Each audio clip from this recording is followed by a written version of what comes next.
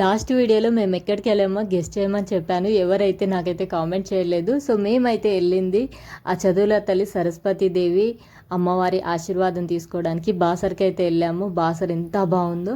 గోదావరి దగ్గరికి అయితే వచ్చాము. అందరు ఫస్ట్ గోదావరి దగ్గరికి వెళ్ళి అక్కడ స్నానాలు అదన్నీ కంప్లీట్ చేసుకొని తర్వాత టెంపుల్కి వెళ్తారు. కానీ మేమైతే ఇక్కడ రివర్స్ చేశాము. ఫస్ట్ అయితే అమ్మవారి దర్శనం చేసుకున్నాము. అమ్మవారి దర్శనం చాలా బాగా జరిగింది. తర్వాత గోదావరికి వచ్చాము. ఎందుకంటే మాకు ట్రైన్ అనేది 1.5 అవర్ లేట్ అయింది.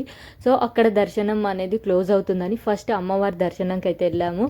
అంత దూరం వచ్చి అమ్మవారిని దర్శించుకోకపోతే బాగుండదు కదా, అందుకని చెప్పి అక్కడ దర్శనం అయిపోగానే అక్కడిని కొంచెం మేము తీసుకెళ్ళిన స్నాక్స్ అవి ఉంటే తినేసి ఇక్కడికి గోదావరి దగ్గరకు వచ్చాము. గోదావరి నిజంగా ఎంత ప్రశాంతంగా అనిపిస్తుందో. పక్కనే శివాలయం కూడా ఉంటుంది, చాలా బాగుంటుంది. పురాతన శివాలయం. బాసర్లో మెయిన్ అట్రాక్షన్ అంటే ఈ అమ్మవారి అదేనండి, గోదావరి దేవి యొక్క విగ్రహము చాలా బాగుంటుంది.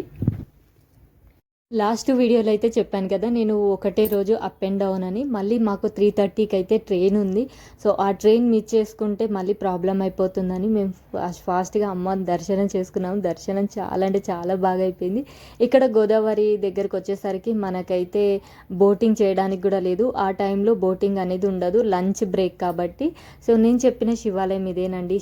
గోదావరి దగ్గర స్నానాలు చేసి కంపల్సరీ ఈ శివయ్యనైతే దర్శించుకుంటారు. హరహర మహాదేవ శంభో శంకర. ఇక మా రిటర్న్ ప్రయాణం అయితే స్టార్ట్ అయిపోయిందండి. సో ఇక్కడ గోదావరిలో చిన్న చిన్న చేపలు కూడా బాగా కనబడ్డాయి. సో మా ట్రైన్ జర్నీ మార్నింగ్ ఎంత ఫ్రీగా జరిగిందో రిటర్న్లో చుక్కలు కనబడ్డాయి. ఎందుకంటే ఫుల్ పబ్లిక్ అండి, అసలు కూర్చోడానికి ప్లేస్ లేదు. హైదరాబాద్ వచ్చేంత వరకు మేము నిలబడే ఉన్నాము. వీడియో నచ్చితే లైక్ చేసి ఛానల్ని సబ్స్క్రైబ్ చేసుకోండి.